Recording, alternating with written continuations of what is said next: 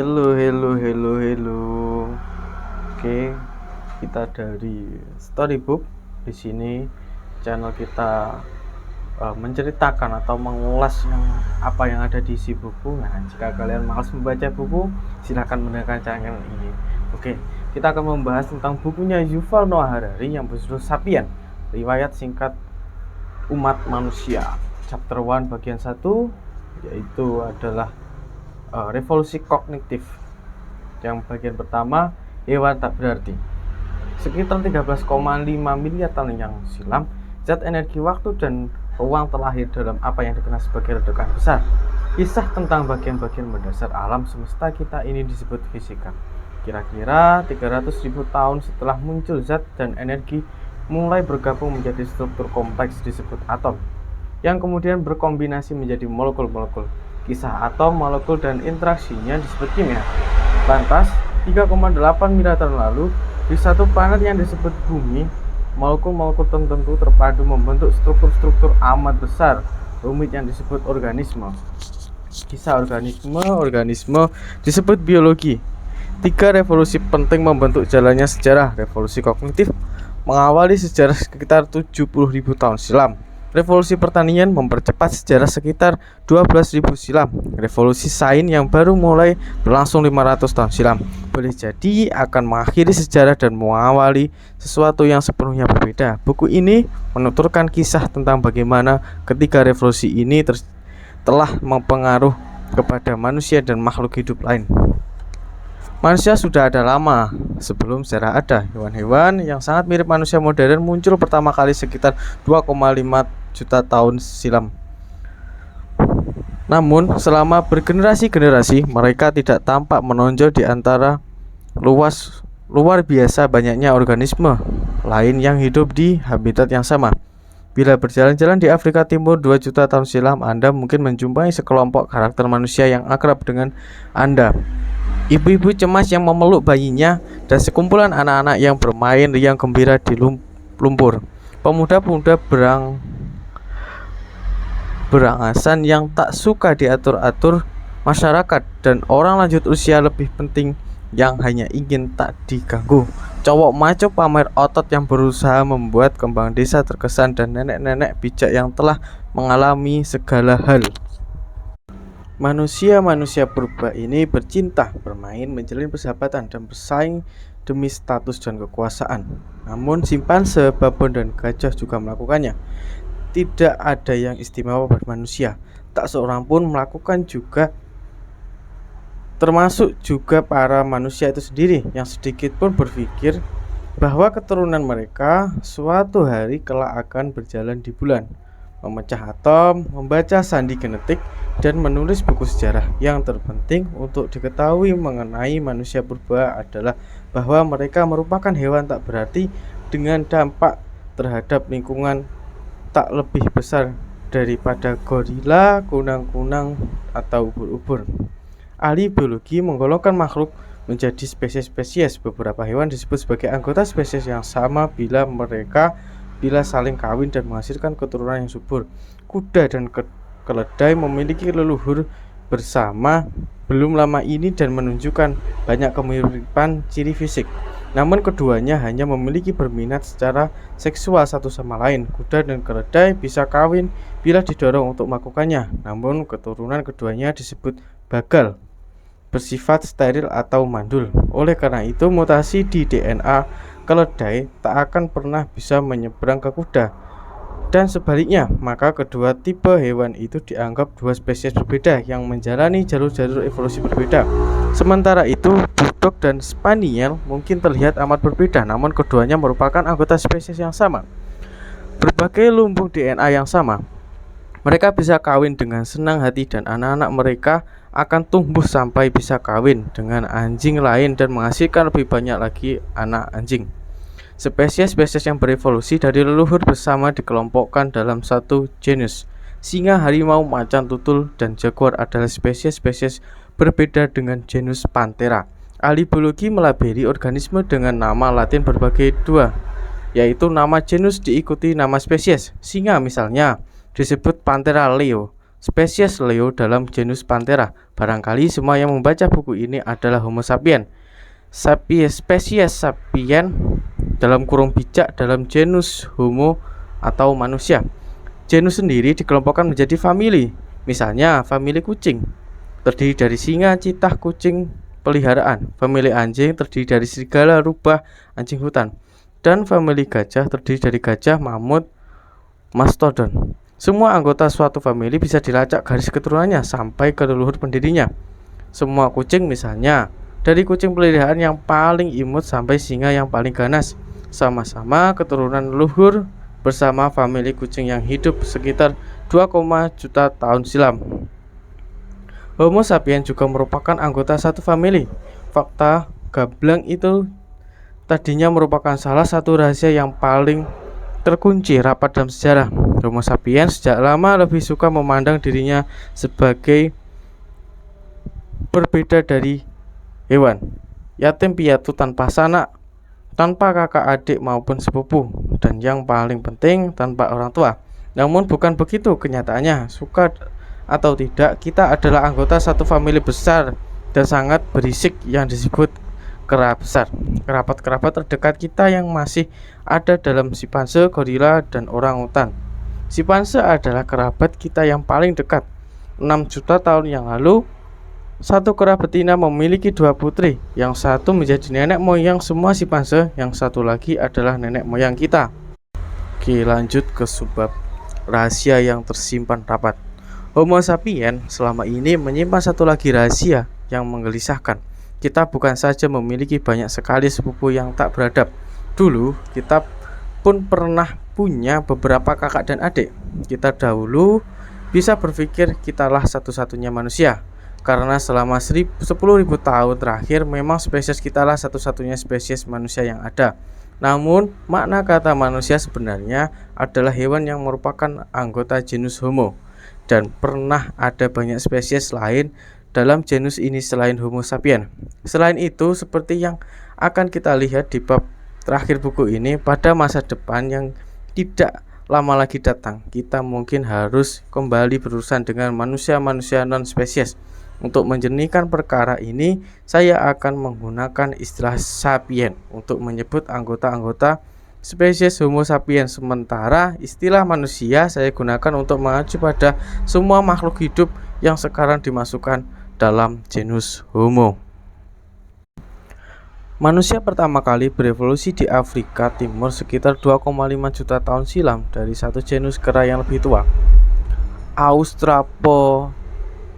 Australopithecus, yang berarti kera selatan. Sekitar 2 juta tahun silam, sebagian laki-laki dan perempuan purba meninggalkan tanah air mereka untuk menempuh perjalanan melalui Afrika Utara, Eropa, dan Asia, serta bermukim di wilayah-wilayah itu. Karena kelestarian di hutan bersalju Eropa Utara membutuhkan sifat-sifat yang berbeda dengan yang dibutuhkan untuk bertahan hidup di rimba sumuk Indonesia.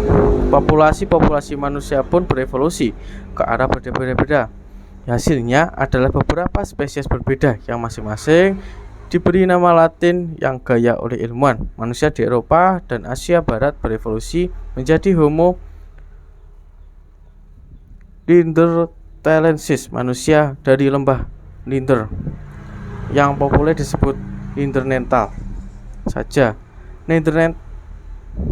Neanderthal yang lebih kempal dan lebih berotot daripada kita sapien, beradaptasi dengan baik untuk iklim dingin zaman es di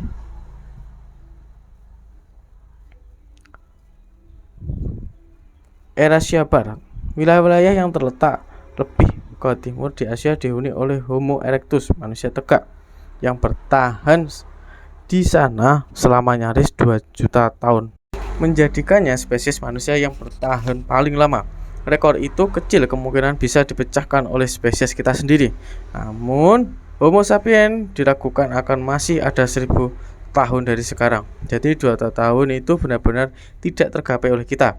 Di Pulau Jawa, Indonesia, hidup Homo solonensis, manusia dari lembah Solo, yang cocok untuk hidup di wilayah tropis. Di pulau Indonesia lainnya, Flores yang lebih kecil, manusia purba mengalami proses menjadi katai. Manusia pertama kali mencapai Flores ketika permukaan laut luar biasa rendah dan pulau tersebut mudah dicapai dari benua. Ketika lautan kembali meninggi, sejumlah manusia terperangkap di pulau itu yang tidak kaya sumber daya. Manusia-manusia besar yang membutuhkan banyak makanan musnah terlebih dahulu. Kawan-kawan mereka yang berukuran lebih kecil bisa bertahan dengan lebih baik. Selama bergenerasi-generasi, manusia Flores menjadi katai. Spesies unik ini dikenal oleh para ilmuwan sebagai Homo floresiensis, mencapai tinggi maksimum 1 meter saja dan berbobot tak lebih daripada 25 kg. Tetap saja mereka bisa menghasilkan perkakas batu dan bahkan terkadang berhasil memburu gajah di pulau itu, meskipun memang spesies gajahnya juga katai.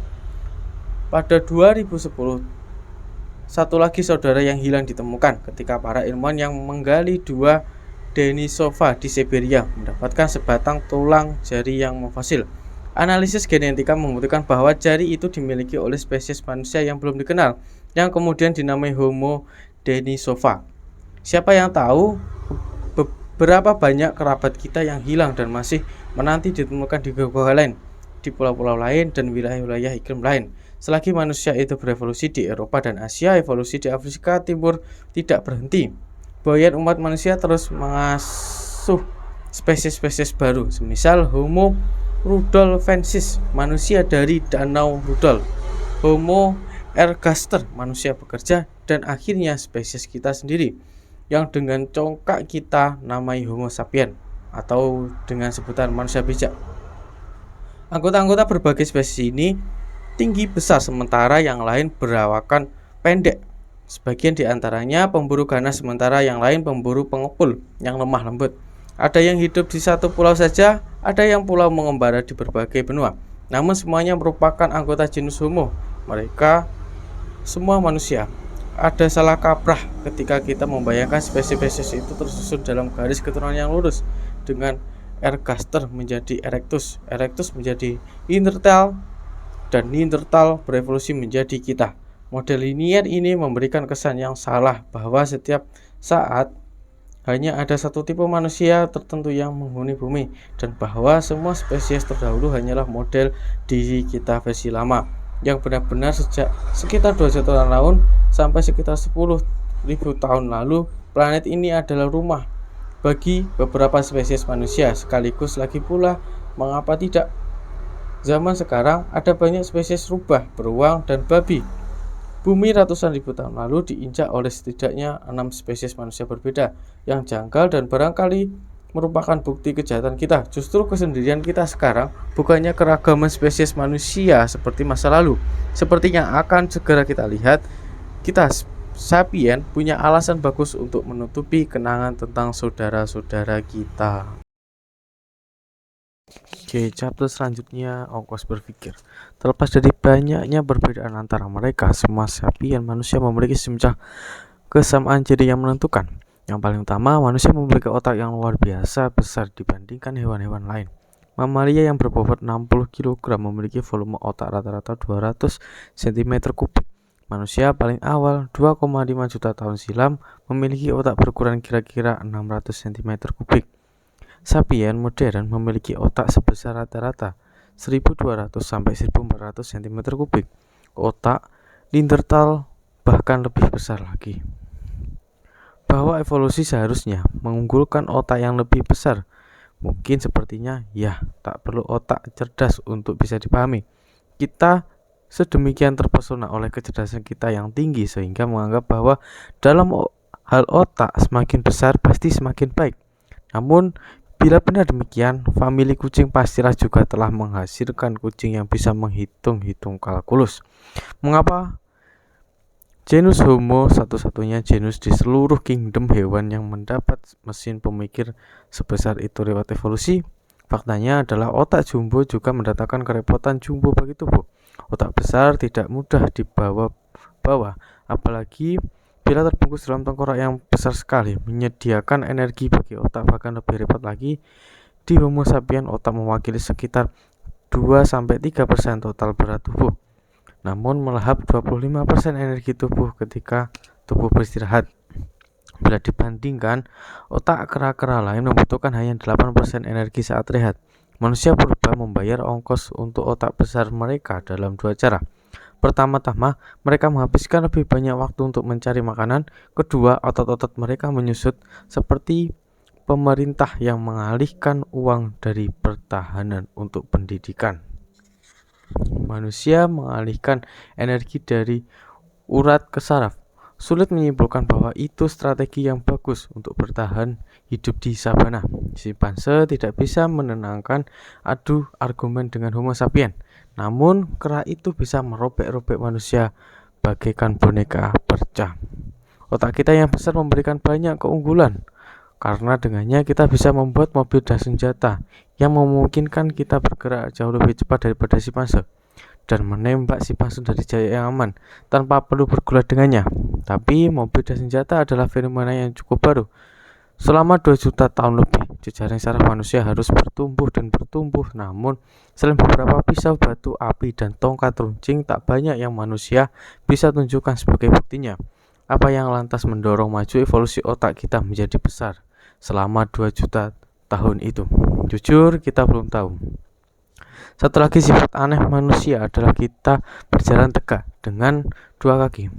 Dengan berdiri, lebih mudah untuk mengawasi sabana guna menentukan burunan atau musuh, dan lengan yang tidak dibutuhkan untuk berpindah tempat pun bebas melakukan kegunaan-kegunaan lain, misalnya melontar batu atau memberi isyarat. Semakin banyak hal yang bisa dilakukan tangan, semakin sukses pemiliknya, sehingga tekanan evolusi menyebabkan semakin terkonsentrasinya saraf dan otot-otot yang cekatan di telapak tangan dan jari tangan. Hasil, manusia bisa melakukan tugas-tugas yang amat rumit dengan tangan. Yang terutama, manusia bisa membuat dan menggunakan alat canggih. Bukti pertama, produksi alat berasal dari sekitar 2,5 juta tahun silam. Dan pembuatan serta penggunaan alat adalah kriteria yang digunakan ahli arkeologi untuk mengenali manusia purba. Namun, berjalan tegak ada ruginya. Kerangka leluhur primata kita berkembang selama jutaan tahun untuk menyokong makhluk yang berjalan dengan 4 kaki dan memiliki kepala relatif kecil.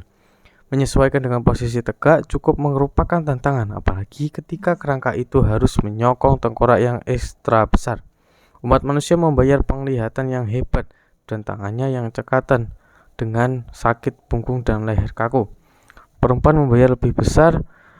Berjalan tegak membutuhkan pinggul yang lebih kecil, menyempitkan saluran peranakan, padahal kepala bayi justru terus bertambah besar. Kematian saat melahirkan anak menjadi bahaya besar bagi manusia perempuan. Perempuan yang melahirkan lebih dini ketika otak dan kepala bayi masih relatif kecil dan lentur lebih bisa bertahan dan hidup lebih lama untuk memiliki lebih banyak anak. Karena itu, seleksi alam mengunggulkan kelahiran yang lebih cepat, dan memang dibandingkan hewan-hewan lain, manusia terlahir prematur ketika banyak sistem vitalnya belum berkembang sempurna. Anak kuda bisa langsung berlari tak lama setelah lahir. Anak kucing meninggalkan ibunya untuk mencari makan sendiri ketika usianya baru beberapa minggu. Bayi manusia tak berdaya, bergantung selama bertahun-tahun kepada manusia yang lebih tua demi memperoleh pangan, perlindungan, dan pendidikan. Fakta ini telah bersumbangsi sangat besar kepada kemampuan sosial umat manusia yang luar biasa, sekaligus masalah-masalah sosialnya yang unik. Ibu-ibu yang menjadi orang tua tunggal sulit mendapatkan cukup makanan untuk anak-anak dan diri mereka sendiri, sementara diganduli anak-anak yang butuh perhatian. Membesarkan anak membutuhkan bantuan terus-menerus dari anggota-anggota keluarga lainnya dan tetangga. Butuh seluruh suku untuk membesarkan seorang manusia. Itu sebabnya evolusi mengunggulkan manusia-manusia yang bisa membentuk ikatan sosial yang erat. Selain itu, karena terlahir dalam keadaan belum berkembang sempurna, manusia bisa dididik dan menjalani sosialisasi sampai tingkatannya lebih besar daripada hewan lain. Kebanyakan mamalia muncul dari rahim bagaikan terbikar berglasir yang dikeluarkan dari tungku. Upaya apapun untuk mengubah bentuknya akan menggores atau membuatnya pecah. Manusia muncul dari rahim bagaikan gelas meleleh dari dalam tungku. Manusia bisa dipelintir, direntangkan, dan dibentuk dengan derajat kebebasan yang mengejutkan. Inilah mengapa kini kita bisa mendidik anak-anak kita untuk menjadi penganut Kristen atau agama Buddha, kapitalis atau sosialis, suka berperang atau cinta damai.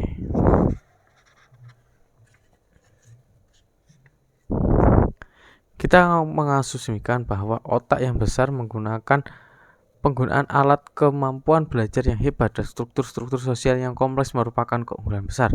Tampaknya sudah jelas bahwa semua itu telah membuat umat manusia menjadi hewan paling dikdaya di bumi. Namun manusia menikmati semua keunggulan tersebut selama tak kurang daripada 2 juta tahun selagi masih berupa makhluk yang lemah dan berada di pinggiran. Dengan demikian, manusia yang hidup sejuta tahun silam meskipun memiliki otak yang besar dan alat batu yang tajam, merasa senantiasa ketakutan terhadap pemangsa, jarang mengejar hewan buruan besar, dan menyambung hidup terutama dengan mengumpulkan tumbuhan, menangkapi serangga, mengincar hewan kecil, dan melahap bangkai yang disisihkan oleh hewan pemakan daging lain yang lebih dikdaya. Salah satu penggunaan paling umum alat bantu purba adalah memecah tulang untuk memperoleh sumsumnya. Sejumlah peneliti percaya itulah relung asli kita di alam. Seperti burung pelatuk berspesialisasi mengambil serangga dari batang pohon. Manusia pertama berspesialisasi mengambil sumsum dari tulang. Mengapa sumsum? Ya, bayangkan Anda mengamati sekawanan singa menjatuhkan dan menyantap jerapah. Anda menanti dengan sabar sampai mereka selesai. Namun giliran Anda belum lagi tiba karena terlebih dulu hyena dan jakal memakan sisa-sisa yang ditinggalkan singa. Dan Anda ogah mengganggu gugat mereka. Baru setelahnya Anda dan kawan Anda berani mendekati bangkai tersebut sambil menengok-nengok cemas ke kiri dan ke kanan sambil menyambar remah-remah yang masih bisa dimakan. Inilah kunci untuk memahami sejarah dan psikologi kita. Posisi genus Homo dalam rantai makanan sampai belum lama ini kokoh di tengah-tengah. Selama jutaan tahun, manusia memburu makhluk-makhluk yang lebih kecil dan mengumpulkan apa yang mereka bisa. Seraya menjadi buruan pemangsa yang lebih besar. Baru 400.000 tahun silam, beberapa jenis spesies manusia mulai mengejar hewan buruan besar secara rutin. Dan baru tahun 100.000 tahun silam, dengan munculnya Homo sapiens, manusia melompat ke puncak rantai makanan. Lompatan spektakuler dari tengah ke puncak itu berakibat besar sekali. Hewan-hewan lain di puncak piramida seperti singa dan hiu berevolusi hingga mencapai posisi itu secara singkat bertahap selama jutaan tahun. Ini memungkinkan ekosistem mengembangkan sistem keseimbangan yang mencegah singa dan hiu agar tidak menyebabkan kerusakan terlalu besar. Seiring semakin mematikannya singa, antilop pun berevolusi sehingga bisa berlari lebih cepat. Hiena bekerja sama dengan lebih baik dan badak semakin pemberang. Sementara itu, umat manusia mendaki ke puncak dengan sedemikian cepat sehingga lingkungan tidak sempat menyesuaikan. Terlebih lagi, manusia sendiri gagal menyesuaikan diri. Sebagian besar predator puncak di planet ini merupakan makhluk-makhluk yang agung. Kekuasaan jutaan tahun telah membuat mereka memancarkan kepercayaan diri. Berbeda dengan mereka, sapien bagaikan diktator negara boneka karena terbiasa menjadi makhluk anak bawang di sabana. Sampai belum lama ini kita penuh dengan ketakutan dan kecemasan mengenai posisi kita yang menjadikan kita 2 kali lipat lebih kejam dan berbahaya. Banyak malapetaka dalam sejarah, dari perang yang mematikan sampai bencana ekologis, telah menjadi akibat lompatan buru-buru ini.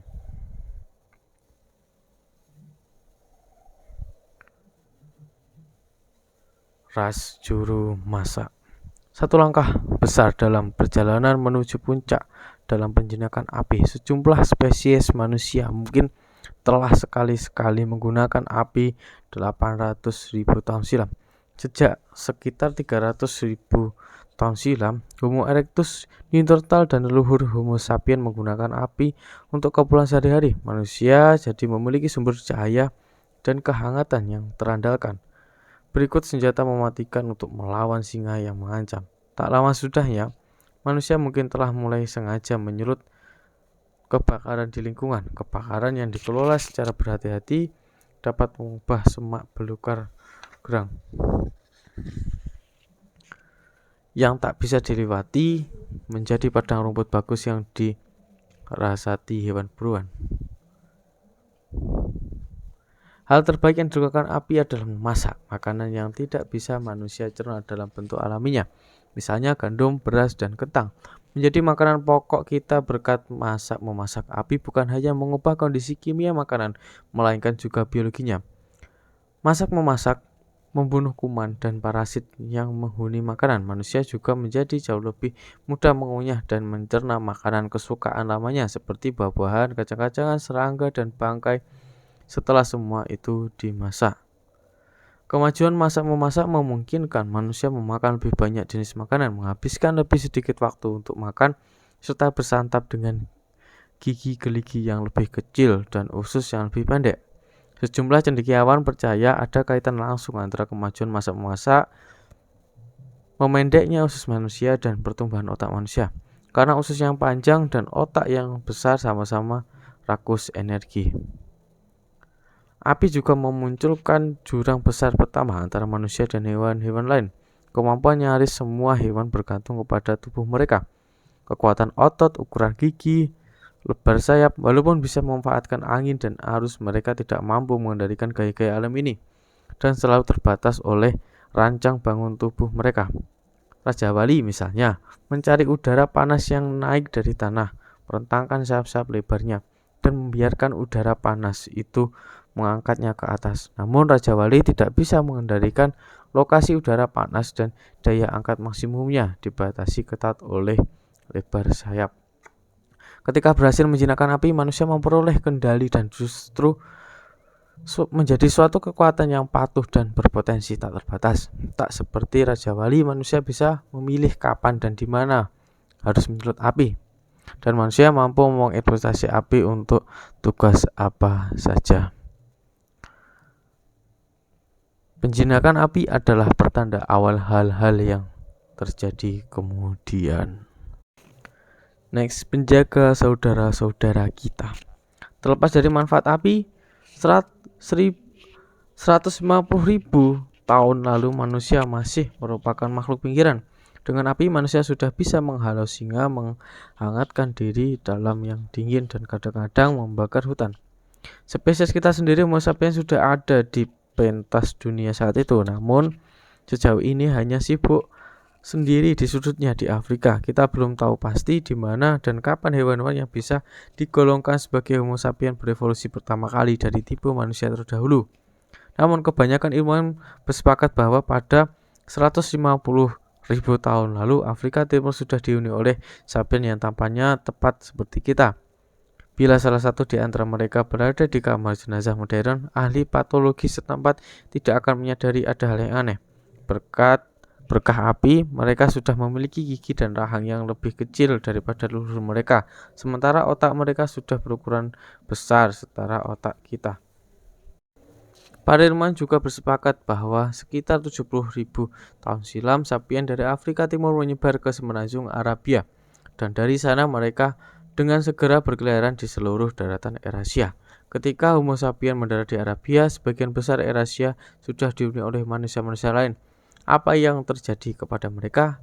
Ada dua teori yang bertolak belakang. Teori kawin campur menuturkan kisah tentang ketertarikan seks dan percampuran. Ketika para imigran dari Afrika menyebar ke seluruh dunia, mereka saling mengawini dan populasi-populasi manusia lain dan manusia masa kini adalah hasil kawin campur ini.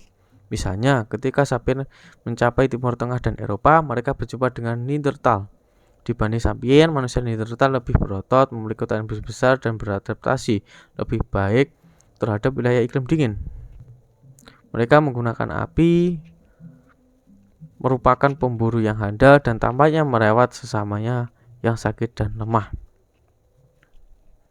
Menurut teori kawin campur, ketika sapiens menyebar ke wilayah-wilayah Neanderthal, sapiens kawin dengan Neanderthal sampai kedua populasi itu menyatu. Bila memang ini yang terjadi, maka orang-orang Eurasia masa kini bukanlah sapiens murni. Mereka adalah campuran sapiens dan Neanderthal. Pandangan sebaliknya disebut teori pergantian, menuturkan kisah yang sangat berbeda.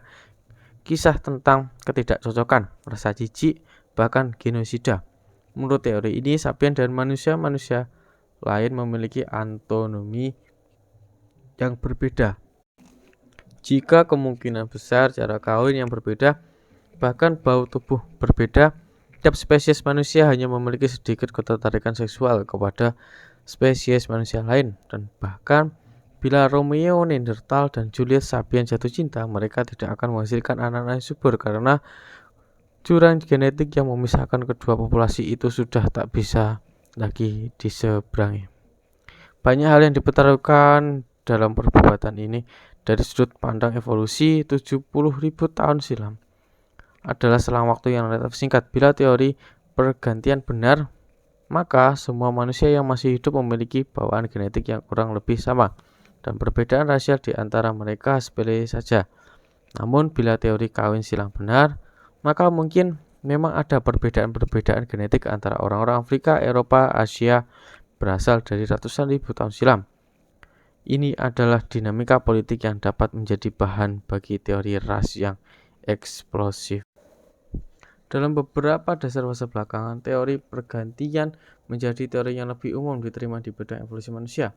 Teori itu punya dukungan arkeologis yang lebih kuat dan lebih pas secara politis.